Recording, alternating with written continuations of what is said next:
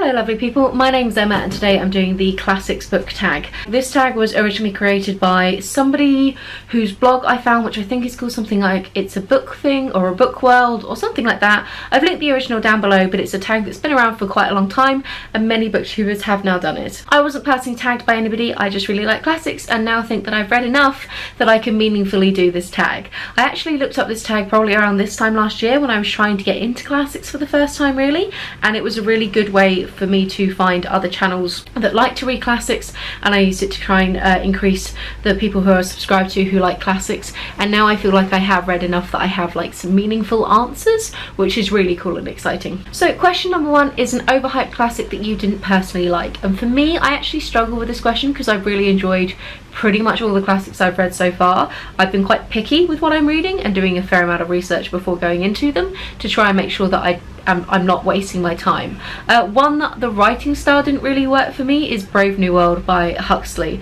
The content was awesome and really interesting. It's a dystopian fiction but based in kind of a utopian world where you use things like genetic engineering to make people just want to be in the subservient role that they are in, and so you divide society but from a purely like nature perspective rather than trying to like enforce a dictatorship over the top. Really fascinating, but I just didn't personally get on with Huxley's writing style. I read that and Brave and 1984 in like the same kind of week. I think it was a banned bookathon last year, and of the two 1984 is just a much stronger book personally for me, even though its ideas aren't anywhere near as interesting, because I think Orwell is just a better writer. Okay, the next question is your favourite time period to read about, and I think just from kind of scanning back what I've read, it would probably be Victorian literature, because that's when you start to get more things like some of the early sci-fi and things like the Gothic novel appearing. So I just think there's a little bit more variety in Victorian literature, of which I enjoy nearly all the different varieties out there, which means that I just have a bigger range to pick from.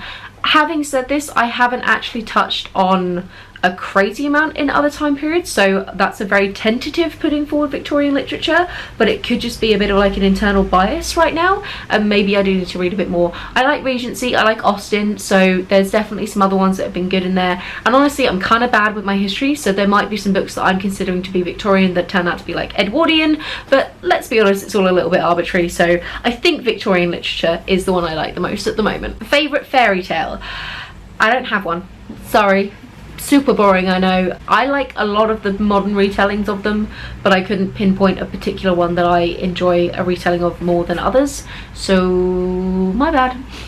A classic you're embarrassed not to have read yet. Now, I generally don't like it when people say that you should have read certain books, or how can you not have read this book, and you know, what's wrong with you kind of thing. But there is one book that I did state on my channel that I would be reading this year, and we established very early on in the year that I wasn't actually going to do it, and that was War and Peace by Leo Tolstoy. It was ambitious to put this one forward, having never really read much Russian literature as well. It's a chunky boy. I was aiming for this one because I did the Count of Monte Cristo last year and I wanted to take on like another big beefy book, like another 1,000+ pages.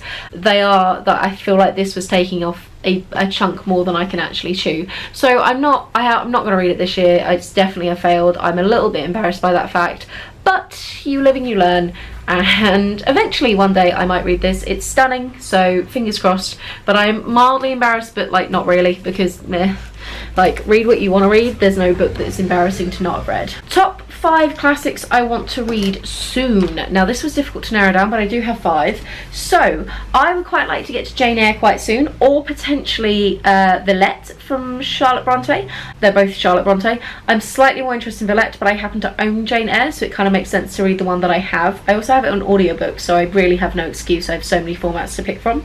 It is very iconic. I read The Tenant of Wildfram Hall from Anne Bronte earlier on this year and really enjoyed it, so it would be good to tick off another one of the Bronte sisters. One that has featured on a few TBRs now and I haven't quite got to is John Wyndham. This is the Chrysalids, but I also have Day of the Triffids, and I think given that I've done Jules Verne and H.G. Wells, it would be quite nice to do another one of those sort of like iconic sci-fi authors, and in which case John Wyndham definitely fits the bill for that one. This one is like, I really, this almost could be an embarrassing classic that I haven't read yet. That's the Robot series by Isaac Asimov, and the reason why this is really embarrassing was this was a birthday present from my brother, now not this year but last year, And not only was it a birthday present, it was a birthday present that like I specifically requested because I wanted to read it that much, and I just haven't. There's a page turned over. I've read 12 pages of it so far, so it would be really good if I could actually finish this at some point soon. It's really big, and that's the major reason why I'm kind of a bit sort of shying away from it. To be honest, they're a bit big now. One that I did say I wanted to try and read this year, and it's not going to happen, my bad, is Vanity Fair by William Makepeace Thackeray. Again, he's a chunky boy. I watched the movie adaptation of it recently with Reese Witherspoon and absolutely loved it, so I'm so sure that I'm really going to enjoy this book. But I'm intimidated, and like non-fiction November's coming up, and then I might start it in December, but if so, it'll definitely carry on until like early next year because it's huge. And then whilst I haven't read War and Peace, I would like to get to some Russian literature quite soon. Because of reading so many of the Penguin English Library classics, I'm reading a lot of English authors, and it'd be quite good to branch out a little bit more. So I have Crime and Punishment by Dostoevsky. I've heard this is slightly more accessible for people who've not read much Russian literature, so this is the reason why I'm going to go for this one. I have Anna Karenina on my shelf as well, which is another Tolstoy, but like there's something about Tolstoy's writing that currently is like jarring lots with my brain, so apparently this is a better one to try and get into to then sort of branch into more Russian literature. So that's my vague theory. It also kind of nicely matches both my curtains and the hair, so like we're all very colour coordinated right now. Look how cute this all is. So yes, so those are the top 5 that I'd like to get to quite soon. I will probably end up reading other classics which are like shorter in amongst those though, because there are some really like long ones in there. My favourite modern retelling, that will have to be Frankenstein in Baghdad, which I forgot to grab off my shelves. I really liked it. I've not read many retellings recently, although I have read quite a few in the past. I really like this one because of how closely it mirrors the like narrative form of Frankenstein, and I think that that's just such a nice touch that so many retellings don't go for. So I think that it is very, very clever, and using the Frankenstein myth to consider like sort of modern warfare very interestingly. So I'd really recommend that one. I'll chuck a cover here. My favourite movie or TV version. So I have a few for this. If I'm going for like strictly set within the same time period, I think the movie version of The Count of Monte Cristo manages to condense down what is a sprawling mess of a book to something really like crystallized and excellent, and the acting's incredible. I think it's the one with Christian Bale in it. I'm pretty sure he's in it. Don't quote me on that. It could be the other guy who looks a lot like him. I think that that's excellent and really well done. If we're going for like modern retellings, personally I think that 10 Things I Hate About You and She's the Man are amazing. So 10 Things I Hate About You is The Taming of the Shrew, and She's the Man is Twelfth Night, and they're both Shakespeare plays, and I think that they condense down his comedies into such like they're so iconic, they're amazing. Like it's late 90s, early 2000s just gloriousness, and I love both those movies so much.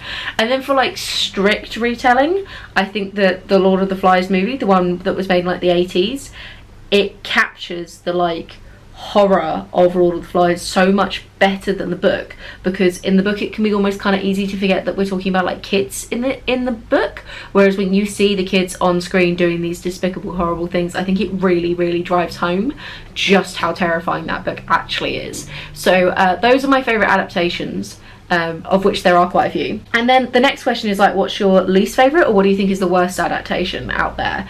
And I honestly can't think of any, because basically if it's a bad adaptation I just stop watching. The next question is basically, are there any favourite editions that you're personally collecting? There are 2. Regulars on my channel will know what they are. The first one, of which I have a decent collection of already, is the Penguin English Library paperbacks. I love these. I think they're amazing. They're so pretty, so easy to just chuck in your handbag, like so lovely to read. They're always got the most amazing floppy pages. I absolutely adore these. They are actually relatively cheap as well, because there's like a good 100 plus of them out there, and they've been around long enough that like in your normal bookshop they're only like £7.99. If you're going through a used bookstore you can pick them up for £2-3. So because of that, I think I now own about 30, of which I've probably read half of them, but at some point I want to own like all 120, 130 odd.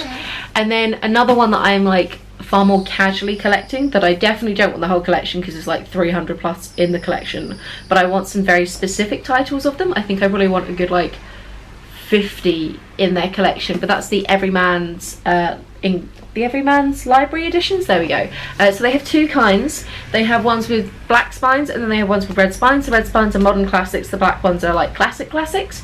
This is Joseph Heller's Catch-22. I think basically any book that I really like that is not in the Penguin English Library form, I'm going to pick up in these. So this includes some modern classics and then basically any book from like a non-English author. So I'd really like any of the ones that they have from like Dumas and Hugo and people like that. So eventually I will collect a few more of them, but as they are hardbacks and not as common, they are more expensive to collect. So I only have 3 at the moment, because given the option between getting like one of them for 15-20 quid or getting like 4 of the Penguin English Libraries from a new and used store, I'm clearly going to go for the 4 Penguin English Libraries. And then the final one is what is an underhyped classic that you think everybody should read. And again, if you've kind of been around on my channel for a little bit, you will know this already. It's The Beetle by Richard Marsh. I love this book. It was published the same year as Dracula. At one point it did actually outsell Dracula in that year. It's absolutely incredible. It is like Dracula meets the Mummy. It's a very similar premise, but it's set in so the monster comes from Egypt rather than Transylvania, and it's something to do with the scarab beetle. There's like a cult. It's really amazing. Has a lot higher percentage of dialogue than most classics from the time period, and I think that makes it genuinely more readable and more accessible to a modern audience if you're not overly keen on classics or haven't read many of them. And I just think the story's better. Like, I honestly don't know why vampires have become such a big thing from Dracula. We clearly should have had weird beetle people. That should have been, Edward should have been a beetle person. I start your petition now, rewrite Twilight with beetle people. Get it done, internet, get it done, world. So yeah, so I think this is great. More people should read it. The cover's stunning. Like, look, there's even like little beetles in it and the crazy terrifying eye. It's just wonderful. So you should all read it. But yeah, so that is it from me. Have a wonderful reading week. Oh, before I forget, because I think this is the first video I'm filming and will be posting since, many of you won't care, but those of you who have been around for a while and know me a little bit more, I got engaged very recently. Don't know if you can see. So yes, that's exciting, and I just wanted to mention it because I so rarely include anything about my life on this channel. But yes, my partner is now becoming my fiance. Andy and I are indeed engaged. You've seen him on my channel, so this means if we do another video with him at some point in the future, it's going to be my fiance pics, my TBR or something like that. And then hopefully in the next like year or two, if we can pull our finger out and get everything planned and organised, it'll be my husband picks my TBR, and that's really fun and exciting. And yeah, that's pretty much it. Sorry, it only happened like 2 days ago. I'm still in the glow. So yes, ignoring all of that totally non-bookish related nonsense that so few people on here will care about, but thank you anyway. Have a wonderful reading week, and I'll chat to you soon. I tag everyone. Bye.